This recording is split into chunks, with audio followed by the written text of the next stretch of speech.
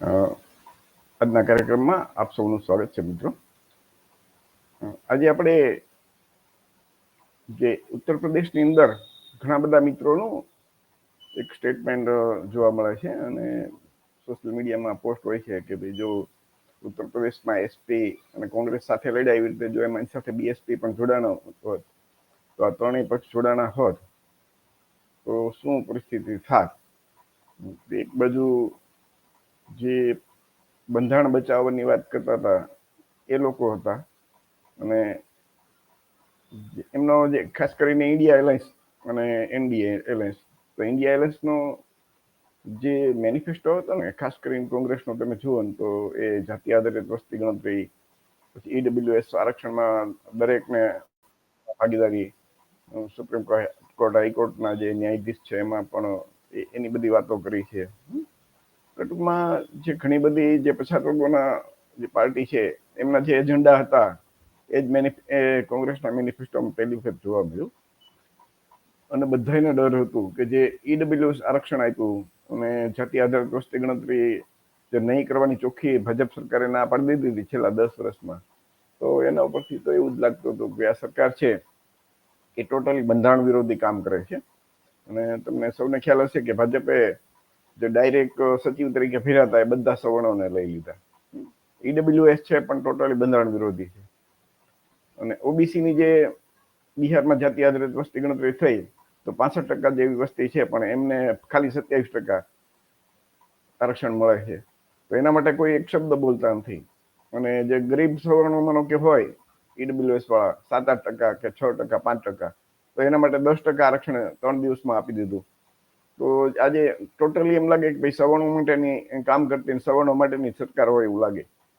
તો એ જો આવા કાર્ય આપણી નજર સામે થતા હોય છતાં બીએસપી પણ એને ટેકો આપે અથવા તો એની સાથે રહે અથવા તો એની આ બચાવવા માટે ન કામ કરે તો લોકોની એક જે લાગણી મને તો ખરેખર શું સાચી પરિસ્થિતિ છે એ જોવા માટે આપણે થોડીક સીટના જે ઇલેક્શન કમિશનરની જે વેબસાઇટ છે એ ઇલેક્શન કમિશનની વેબસાઇટ ઉપરથી તે સીધું ફોટો પાડીને આપણે લીધા છે. તો એના પરથી આપણને થોડોક આઈડિયા આવે છે કે જે ભાજપની જે સીટ આવી ઉત્તર પ્રદેશમાં એમાં જો એ બીએસપી સાથે હોત તો ખરેખર એ સીટ એની આટલી ન આવે અને કદાચ 20 જેવી સીટ યુપીમાં ઘટી જાત, એકાદી બિહારમાં ઘટી જાત. એના કરતા તે વધારે જે એક માહોલ ઉભો થાય, એક હવા ઊભી થાય કે ભાઈ બધા ઓબીસી એસસી એસટીના બધા પક્ષો પણ સાથે છે આમાં. કે આદિવાસીનો જે પક્ષ માનો કે ઝારખંડમાં કહીએ તો એ લોકો સાથે હતા. ઓબીસી વાળા તો લાલુ પ્રસાદ યાદવનું જે આરજેડી છે, એસપી છે, એ ઓબીસી બે પાર્ટી કહેવાય, તો એ લોકો પણ સાથે હતા. તો આ પહેલી વખત તો આવું જોવા મળ્યું હતું. એ વખતે બીએસપી સાથે નથી એટલે લોકોનો એક તો દરેક વ્યક્તિએ નિર્ણય લેવાનો છે કે ખરેખર આ સાચું શું છે. આમ જોઈને તો હવે દેશની અંદર અત્યારે એક પણ નેશનલ પાર્ટી જે પછાત વર્ગોના હાથમાં હતી એવી એક પણ પાર્ટી નેશનલ પાર્ટી નથી. હવે રાજ્ય કક્ષાની પાર્ટી બનીને રહી ગઈ છે. એસપી હોય, બીએસપી હોય, આરજેડી હોય, ડીએમકે હોય કે આ બધી પાર્ટીઓ તમે જો તો એ રાજ્ય કક્ષાની અત્યારે 3 જે મુખ્ય રાજકીય પાર્ટી આપણે કહી શકીએ તો જે નેશનલ લેવલની પાર્ટી છે એમાં ભાજપ, કોંગ્રેસ અને આમ આદમી પાર્ટી. તો ત્રણેયના હાઈકમાન્ડ તમે જુઓ ને તો એ બ્રાહ્મણ વણિયા જશે, સવર્ણો જ મોટા ભાગે હશે એવું સામાન્ય રીતે તમને જોવા મળશે. તો એક થોડુંક આપણે જોઈએ ને તો આ ઉત્તર પ્રદેશમાં જે મીરત કરીને છે, તો મીરત ઉત્તર પ્રદેશનું જે સંસદીય મત વિસ્તાર છે તો એ 10,585 મતે એ ભાજપના જે અરુણ ગોયલ જે રામનું પાત્ર ભજવેલું ને અગાઉ રામાયણ સિરિયલમાં, તો એ 10,000ની મતે જ જીત્યા છે. તો એની સામે તમે જો ને તો જે બહુજન સમાજ પાર્ટીના જે ઉમેદવાર છે દેવવ્રત કુમાર ત્યાગી, એમને 87,025 મત મળ્યા છે. હવે એ બીએસપીના ઉમેદવાર છે, બ્રાહ્મણ છે માનો કે, પરંતુ સામાન્ય રીતે તમે જુઓ ને તો બ્રાહ્મણોના મત તો મોટા ભાગે ભાજપના જ જતા હોય છે. તો એ જે ત્યાગીજીને મત મળ્યા છે તો સામાન્ય રીતે આપણા જે એસસી સમાજના હોય મતો એમાં જશે મોટા ભાગના એમને મળ્યા હોય કે જે કોર એમ કહીને કે જે બીએસપી ના કટ્ટર ટેકેદાર હોય એ તો જે ઉમેદવાર હોય એને આપવાના જ છે. તો આ મીરુતનું આપણે જોયું એવી રીતે. આ અલીગઢ છે સંસદીય મત વિસ્તાર, તો એમાં 15,647 મતે એ ભાજપના સતીશકુમાર ગૌતમની જીત થઈ છે. તો એમાં બીએસપી ના ઉમેદવારને તમે જુઓ ને તો બીજો નંબર સમાજવાદી પાર્ટી છે દરેક જગ્યાએ. બીએસપી ને એક સીટ તો નથી જ મળી યુપીમાં, એટલે આ પ્રોબ્લેમ છે. બીએસપી ના મને 20-25 કે 10-15 સીટ મળી હોય તો આવું કોઈ ન વિચારે, પણ એમને કઈ નથી મળી. તો જે ત્રીજા નંબરનો જે ઉમેદવાર છે હિતેન્દ્ર કુમાર ઉપાધ્યાય, એ બીએસપી ના એ છે, તમે જુઓ ને તો એ 1,23,000 જે મત લઈ ગયા છે. તો સામાન્ય રીતે ભણેલા ગણેલા જે બ્રાહ્મણ સમાજ છે એમને તો ખબર જ હોય કોને મત દેવાના, તો એ મત પણ આપણા પછાત વર્ગના લોકોના લઈ જાય ને. તો એ મત ખરેખર જો ભેગા હોત તો સ્વાભાવિક રીતે જે કોલેશન ને મળે તો એક સીટ પણ અલીગઢમાં પણ આવું બન્યું છે. ફતેપુર સિકરી તમે જોવાનું તો 43,405 મતે એ ભાજપને સીટ મળી છે.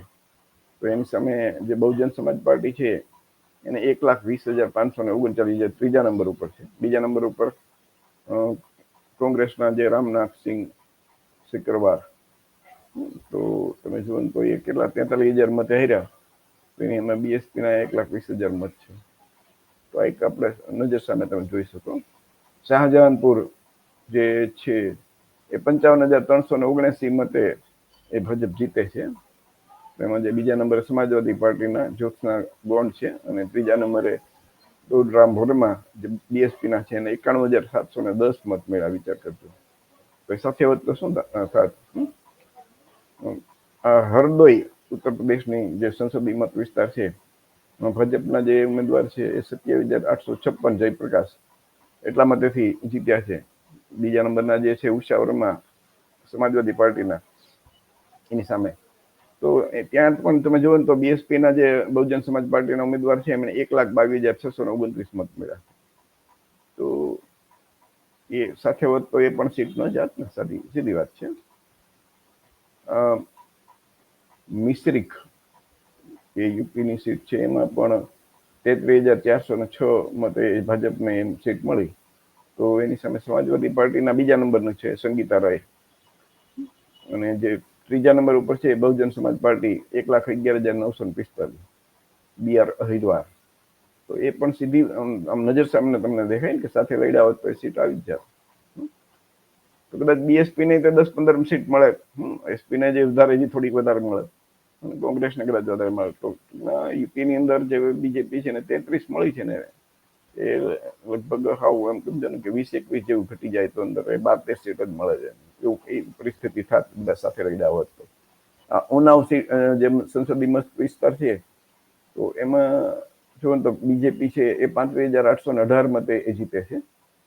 બીજા નંબરમાં સમાજવાદી પાર્ટી અનુ ટંડન, અને ત્રીજા નંબરે છે અશોક કુમાર પાંડે.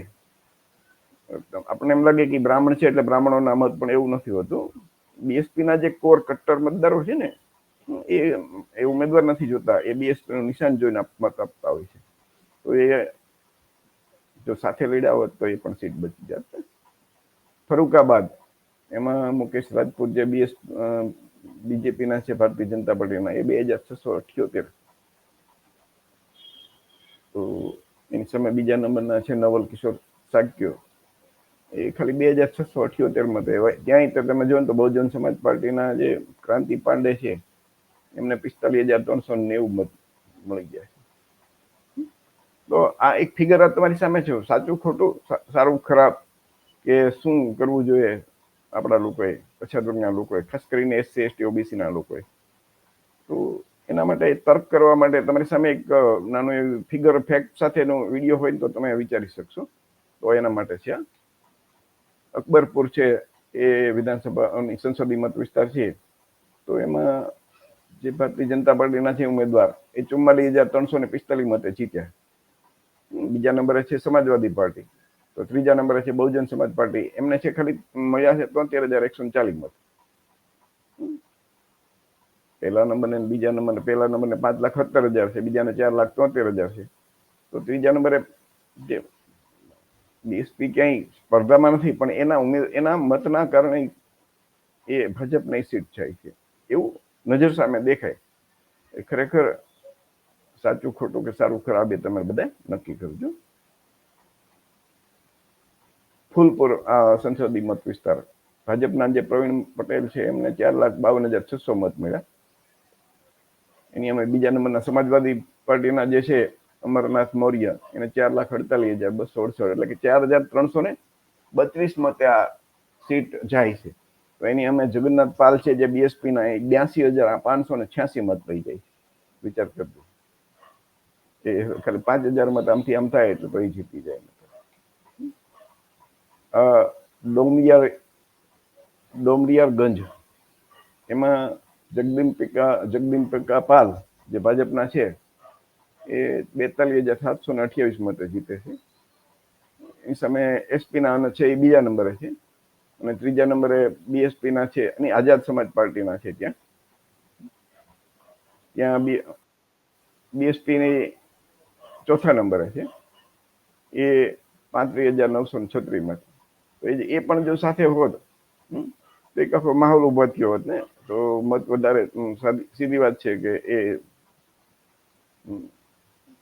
શક્યતા જીતવાની પૂરી રહી. મહારાજગંજ તમે જુઓ તો 35,451 મતે છે વધારે ભાજપના ઉમેદવારની બીજા નંબરના કરતા, ઇન્ડિયન નેશનલ કોંગ્રેસ કરતા. તો ત્યાં છે એ બીએસપી ના ઉમેદવારને 32,955 મત મળ્યા. તો એક એ માનો કે પણ સાથે જોડાના હોત એક માહોલ બન્યો હોત તો એ આનો ઘણો બધો માહોલ બને ને, એના હિસાબે મતોનું ધ્રુવીકરણ થાય અને વધારે મત મળે. બીજે મળતા હોય બધા બીજે જતા હોય બંધ થઈ જાય. આજે કુશીનગર સીટ છે ને એમાં તમે જુઓ ને તો હાર થઈ છે ને જીતાનો 81,790 મતે વધારે છે ભાજપને એસપી કરતા. તો બીએસપી ના છે 67,208.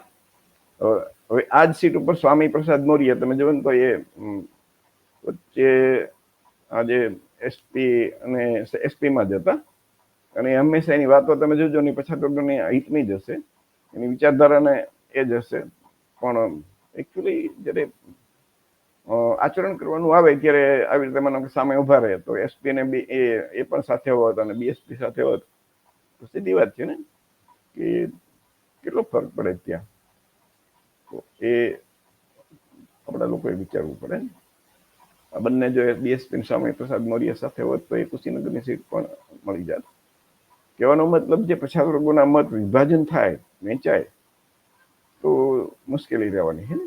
આપણા લોકો પૂરેપૂરા જાગૃત નથી એટલે તો ધર્મના નામે પણ જે બ્રાહ્મણ વાણિયાની પાર્ટી છે એને મત આપી આવે, પરંતુ જે ખરેખર એ નથી જાગ્યા તો બાકીના જે જાગ્યા છે એમાં વિભાજન ન થાય એ બહુ જરૂરી છે. આ દેવરિયા સીટ છે એ 34,842 મત છે એનાથી હાર જીત થઈ. તો એમાં બીએસપી ના છે એમાં 45,564 મળે બીજા નંબર પર. ભાજપ કરતા જે તમે જુઓ ને તો બીજા નંબરમાં ખાલી 34,842 નો તફાવત છે, અને બીએસપી ને છે 45,564 મત મળ્યા. તો એ સાથે હોત તો એ સીટે પણ જતી. બાંસગાંવ છે એમાં 3,150 મતે ભારતીય જનતા પાર્ટી જીતે છે. તો એની અમે જે છે બહુજન સમાજ પાર્ટી છે એને 64,750 મળ્યા. તો એ સીટ પણ તમે જુઓ તો એ મતોનું વિભાજન થયું એટલે ગઈ એમ કહી શકાય ને. આ ભંડોહી એ 44,072 મતે એ બીજેપી જીતે છે. તો બીજા નંબરના છે ઉમેદવાર કરતા તમે જુઓ ને તો એટલા 44,000 મત જ વધારે છે. ત્રીજા નંબરે જે બીએસપી છે એને 1,55,053 મત છે. વિચાર કરજો, તો એ એનાથી સીધો ફાયદો થાય ને. બીએસપી આ વખતે બધાને લાગતું ભાઈ છેલ્લી વિધાનસભાની ઇલેક્શન થઈ ત્યારે એ માંડ એક સીટ મળી હતી એટલે બધાને હતું ભાઈ પહેલા નંબર કે બીજા નંબર તો નહીં જ આવે. તો એ સમયે જો એક કોલિશન કર્યું હોત ગઠબંધન તો કદાચ એમને પણ 10-15 સીટ મળી હોત ને, એવું બની શકે. તો એક આખું પરિણામ જ જુદું હોત. બિજનોરમાં 37,508 મત થી હાર જીત થઈ. જે રાષ્ટ્રીય લોક દળ જે છે બીજેપીના સાથી પક્ષ, એમાં એને સીટ મળી.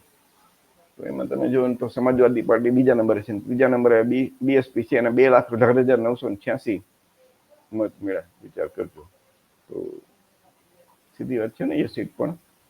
પછી મિર્ઝાપુર છે, એ અનુપ્રિયા પટેલ જે છે એ પણ આમાં સાથે નહોતા. તો ત્યાં પણ જોયું તો બીએસપી ના મત કેટલા બધા છે, 1,44,000. હારજીત થઈ છે 37,810. જે સમાજવાદી પાર્ટી છે એ અનુપ્રિયા પટેલ છે એ પણ બે પછાત વર્ગોની જ વાત કરે છે, પણ આચરણ જયારે વાત કરવી ને આચરણ કરવામાં કેટલો તફાવત હોય છે. પછી આચરણ કરતી વખતે બીજે સામે બીજે બેસી જાય તો શું થાય? આ એક સમજવા જેવું છે. સર આ એક બિહારની સીટ છે. જસ્ટ માનો કે બધા ગઠબંધન હોત તો બિહારમાં પણ આ એક સીટ છે એ આરજેડી ને વધારે મળી હોત ને. 13,661 મતે આ સીટ ગઈ. એમાં જે બીએસપી ના ઉમેદવાર છે 5મા નંબરના, એમ 14,770 મત મળ્યા છે. તો તમે જોજો એ 13,661 ના વત્તા 14, તમે જોવો તો એમાંથી 14,000, તો એ સીટ પણ જાય નહીં. આ એક સમજવા માટે છે. અમરોહા ઉત્તર પ્રદેશની સીટ છે. એ સીટ છે 28,670 મતે ભાજપ જીતે છે. તો એની સામે બીએસપી ને 1,64,099 મત મળ્યા. વિચાર કરજો. બીજા નંબર પર, ત્રીજા નંબર ઉપર બીએસપી છે. તો આ કેટલો દરેક જગ્યાએ તમે જોવો તો આવી સીટના આપણે જોઈએ, જે આપણા ધ્યાનમાં આવ્યું, તો આ પ્રમાણે આપણા લોકોએ વિચારવું પડશે ભવિષ્યમાં પણ કે પછાત વર્ગોના મત વિભાજન થતા રહેશે તો ક્યાંથી આપણે પછાત વર્ગો માટે જે વાતો કરવી અને આચરણ, કારણ કે કામ તો જયારે ક્યારે થશે કે જયારે આપણે સત્તા ઉપર આવશું ને. ભાષણ ગમે એટલા સારા કરીએ, બોલીએ ગમે એટલું સારું, પણ સત્તા નહીં હોય તો શું કામનું? તો મિત્રો, આ કોઈનો સપોર્ટ કરવા માટે, કોઈનો વિરોધ કરવા માટે આ વિડીયો નથી. તમારી સામે એક ફિગર અને ફેક્ટ મૂકવા માટે છે. વિચારજો તમે બધા. ઘણા બધાને એમ થાય કે ભાઈ એ લોકોએ તો આનું શું કારણ છે એ પણ તમે બધા વિચારજો. એક વખત કાશીરામ સાહેબે આજે પછાત વર્ગોની એક કરીને સત્તા લેવાની જે ચાવી છે ને, માસ્ટર કી, તો કાશીરામ સાહેબે જ આપી છે. ને એ કાશીરામ સાહેબે જેમના પક્ષની સ્થાપના કરી એ જ પક્ષમાં અત્યારે તમે તો જોવો તો એક સીટ તો નથી મળતી એને, પણ જે પછાત વર્ગોના પક્ષોને સીટ મળતી હોય ને એમાં પણ એ મને તેનાથી નુકસાન જતું એવું લાગે છે. તો તમે બધા વિચારજો મિત્રો. ઘણા બધા મિત્રોની સોશિયલ મીડિયામાં પોસ્ટ જોતો તો નાની નાની, તો એના માટે અમે વિડીયો બનાવી નાખીએ તો લોકો ઘર બેઠા શાંતિથી વિચારી અને સમજી શકે. તો તમે બધા વિચારજો શાંતિથી. કોઈની ફેવર કે કોઈને ડિસફેવર કરવા માટે આ વિડીયો નથી. જસ્ટ તર્ક કરી શકો, તમે ચિંતન કરી શકો. તો ક્યારે કે તમારી પાસે એક વિડીયો હોય અને એ ફેક્ટ અને ફિગર હોય, અને આ બધી વસ્તુ જે ઇલેક્શન કમિશનની જે સાઇટ છે એને એમના ફોટા પાડેલા સીધા, એટલે એ પણ આપણે કોઈનું એમ કે ફિગર ખોટા આપ્યા કે એ પણ વિચારવાનું નથી થતું. તમે બધા મિત્રો વિચારજો અને ત્યારબાદ ખુદ નક્કી કરજો. આ વિડીયો આપણે અહીંયા પૂરો કરીએ છીએ. જય ભીમ, નમો બુદ્ધાય, જય સંવિધાન.